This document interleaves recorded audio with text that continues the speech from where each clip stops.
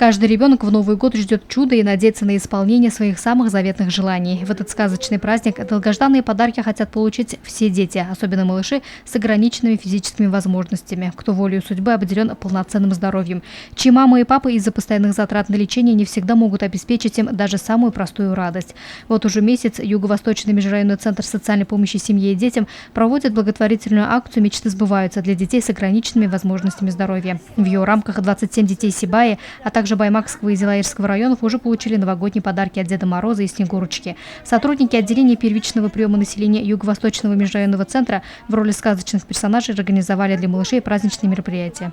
Юго-Восточный межрайонный центр социальной помощи семье и детям выражает глубокую благодарность всем тем, кто не остался в стороне и помог нам организовать настоящее новогоднее чудо для тех детей, кто очень сильно нуждается в поддержке.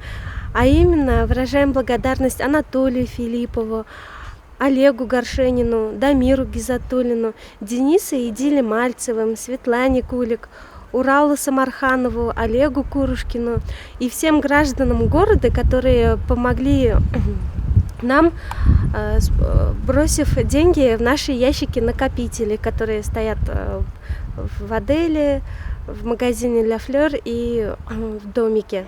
По словам организаторов, данная благотворительная акция является традиционной, и она помогает почувствовать малышам, что их не забыли, а наоборот, всегда готовы радовать и вдохновлять на борьбу с недугами.